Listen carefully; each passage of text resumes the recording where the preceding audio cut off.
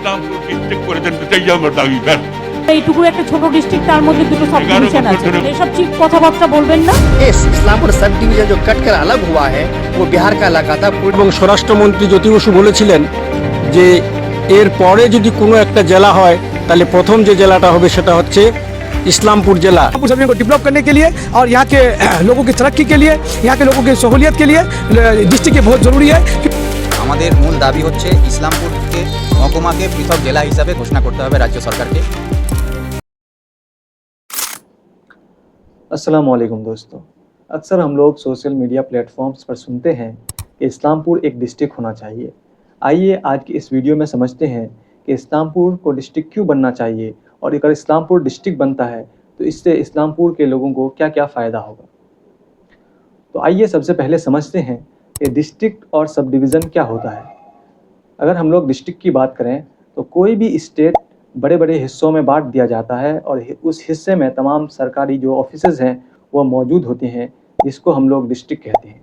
और जब कोई डिस्ट्रिक्ट बहुत बड़ा हो तो उसे सब डिवीज़न में बांट दिया जाता है और उस सब डिवीज़न में जो है छोटे छोटे जो है तमाम सरकारी ऑफिसेज बनाए जाते हैं जो उस डिस्ट्रिक्ट के बड़े सरकारी ऑफिसेज के अंदर में काम करते हैं। तो हमारा उत्तर दिनाजपुर एक डिस्ट्रिक्ट है और इस्लामपुर एक सब डिवीज़न है। हमारे इस्लामपुर सब डिवीज़न में कुल 5 ब्लॉक शामिल हैं जो कि हैं चोपड़ा, इस्लामपुर, ग्वालपोखोर, चाकोलिया और करंदीगी।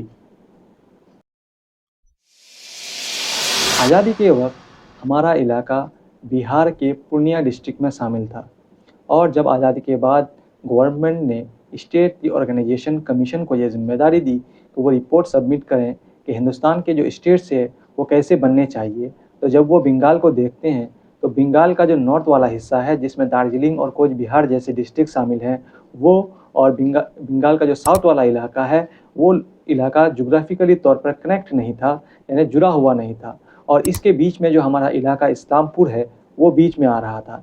इसलिए स्टेट ऑर्गेनाइजेशन कमीशन ये रिकमेंड करती है कि ये इलाका बिहार से बंगाल में शामिल कर दिया जाए ताकि जो बंगाल स्टेट है जोग्राफिकली तौर पर पूरा कनेक्ट हो जाए।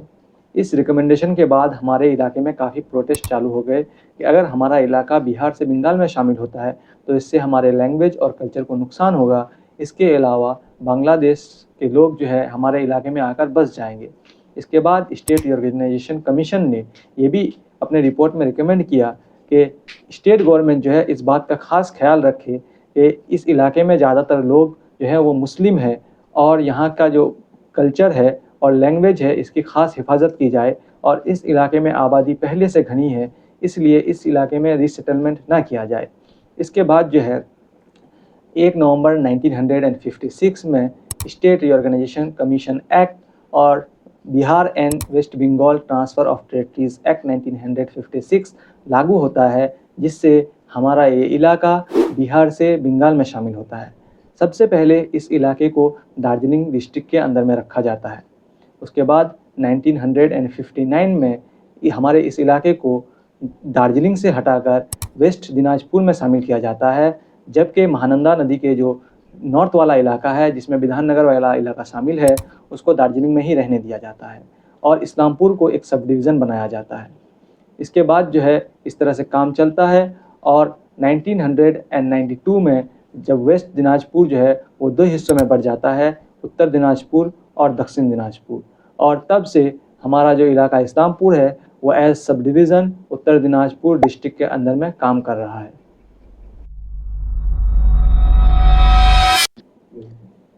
चलिए अब बात करते हैं कि इस्लामपुर डिस्ट्रिक्ट क्यों होना चाहिए। सबसे पहले अगर हम लोग बात करें तो हमारा जो इस्लामपुर के इलाके का जो लैंग्वेज और कल्चर है वो बाकी बंगाल से काफ़ी अलग है। हमारे इलाके में रहने वाले लोग सुलजापुरी लैंग्वेज बोलते हैं जबकि बाकी बंगाल में बंगला बोला जाता है। इसलिए जो है हमारे इलाके के जो है लैंग्वेज और कल्चर को स्पेसिफिक आइडेंटिटी मिले, इसके लिए इस्लामपुर का डिस्ट्रिक्ट बनना बहुत ही ज़रूरी है। इसके अलावा अगर हम लोग देखें तो हमारा उत्तर दिनाजपुर पूरे हिंदुस्तान का सबसे लंबा डिस्ट्रिक्ट है जिसकी लंबाई तकरीबन 180 किलोमीटर है और जो हेडक्वार्टर यानी रायगंज है वो जनूबी हिस्से में है और हमारा इस्लामपुर शुमाली हिस्से में है, जिस वजह से हमारे इस्लामपुर के लोगों को अगर किसी भी काम के लिए हेडक्वार्टर जाना पड़े तो उन्हें बहुत ही लंबा सफ़र का लंबा सफ़र करना पड़ता है, जिससे कि इनका पूरा दिन ख़त्म हो जाता है और इसमें काफ़ी रुपए भी खर्च हो जाते हैं।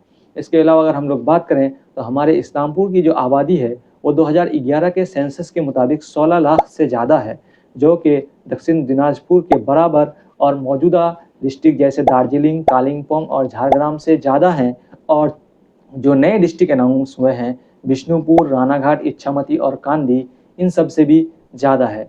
इसके अलावा अगर हम लोग देखें तो जो ये भी देखा गया है कि जो बजट का एलोकेशन है वो दोनों सब डिवीज़न में बराबर नहीं होता है। जो बजट उत्तर दिनाजपुर के लिए आता है, इसका ज़्यादातर पैसा रायगंज सब डिवीज़न में खर्च होता है और बहुत ही कम हिस्सा जो है इस्लामपुर के लिए अलॉट किया जाता है, जिस वजह से इस्लामपुर सब डिवीज़न में डेवलपमेंट का काम बहुत ही स्लो और कम होता है। इसके अलावा अगर हम लोग बात करें तो हमारा जो इस्लामपुर डिस्ट्रिक्ट बनने का डिमांड है, ये कोई नई डिमांड नहीं है।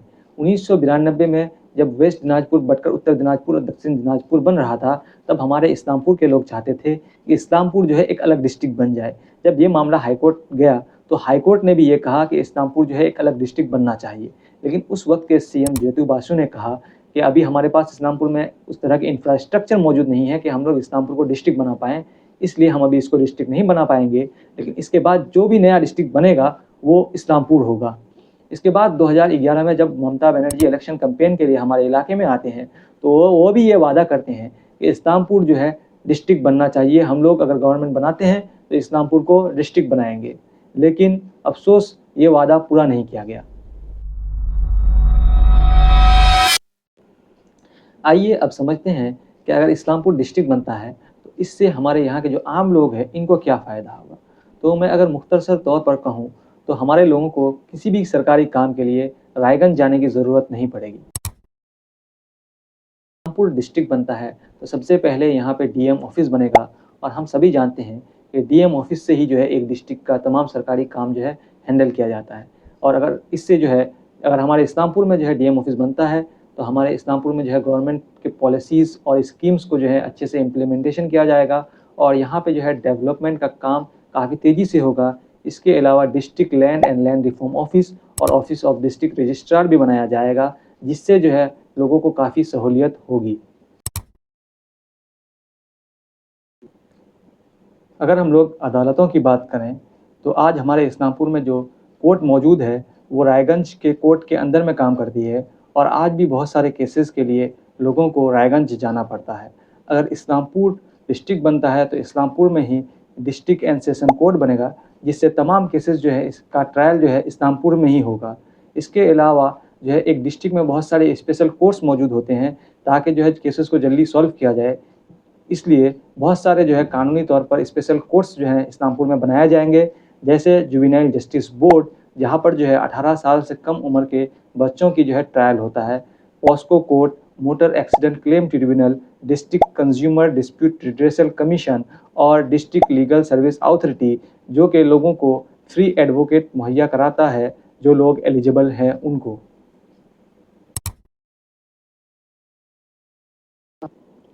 अगर हम लोग हेल्थ सेक्टर की बात करें तो हमारे इस्लामपुर में जो भी सब डिविजनल हॉस्पिटल है ये अपग्रेड होकर डिस्ट्रिक्ट हॉस्पिटल बन जाएगा, जिससे यहाँ पर जो है स्पेशलिस्ट डॉक्टर अपॉइंट किए जाएंगे, जिससे हमारे लोगों को यहीं पर ट्रीटमेंट मिलना आसान हो जाएगा और यहाँ के लोगों को सिलीगुड़ी जाने की ज़रूरत नहीं पड़ेगी, उनको रेफ़र नहीं किया जाएगा। और अगर हम लोग बात करें तो एक डिस्ट्रिक्ट हॉस्पिटल में सब डिविजनल हॉस्पिटल से ज़्यादा फैसिलिटीज़ मुहैया कराए जाते हैं, जैसे ICU beds, MRI and CT scan जैसे फैसिलिटीज़, और जो है डेडिकेटेड ब्लड बैंक वगैरह जो है इसमें शामिल है। तो इसलिए जो है अगर इस्लामपुर डिस्ट्रिक्ट बनता है तो यहाँ के जो हॉस्पिटल हैं इसमें भी काफ़ी इम्प्रूवमेंट होगा और यहाँ के लोगों को जो है बेटर ट्रीटमेंट मिल पाएगा। इसके अलावा chief medical officer of health का अपॉइंट किया जाएगा, जो कि पूरे डिस्ट्रिक्ट के जो है हेल्थ एडमिनिस्ट्रेशन को देखेंगे और इसको जो है बेहतर तौर पर चलाएंगे।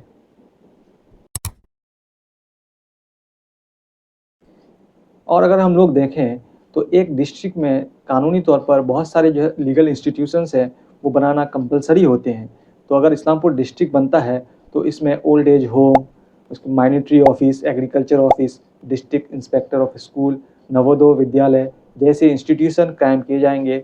और अगर हम लोग इन चीज़ों को एक साथ देखें तो इस्लामपुर डिस्ट्रिक्ट बनने से हमारे इलाके के इंफ्रास्ट्रक्चर में काफ़ी डेवलपमेंट होगा। यहाँ पे डायरेक्ट और इनडायरेक्ट तौर पर बहुत सारे जॉब क्रिएशंस होंगे और सबसे अहम हमारे लोगों को जो है बहुत सारी सहूलियतें मुहैया किया कराई जाएंगी।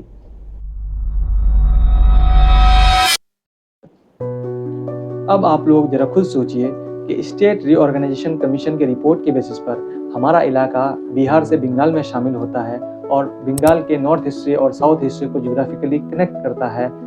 और स्टेट रीऑर्गेनाइजेशन कमीशन अपने रिपोर्ट में यह भी कहती है कि स्टेट गवर्नमेंट जो है इस इलाके के लोगों की लैंग्वेज और कल्चर की हिफाजत करे और इस इलाके में बांग्लादेश से आने वाले लोगों को रिसेटलमेंट ना कराया जाए। लेकिन आप लोग सोचिए कि स्टेट गवर्नमेंट ने इन रिकमेंडेशन का कितना ख्याल रखा। हमारा इलाका आज हिंदुस्तान के सबसे अंडर डेवलप्ड इलाकों में शामिल है। तमाम सरकारी ऑफिसेज में जो है बांग्ला ज़बान में काम होती है।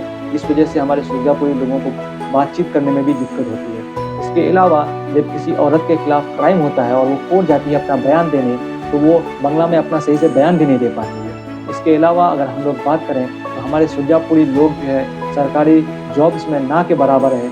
हमारे इलाके का जो ज़्यादातर यूथ है, नौजवान है, वो दूसरे शहरों में जॉब के तलाश में जा चुके हैं। और अफसोस की बात ये भी है कि वहाँ बंगाली होने की वजह से उन लोगों को कई बार डिटेन कर लिया जाता है। इसके अलावा आज अगर हम लोग देखें तो बंगाल में होने की वजह से हम लोगों के जो है इलाके के लाखों लोगों को SIR के प्रोसेस में अंडर एडजुडिकेशन में रखा गया है।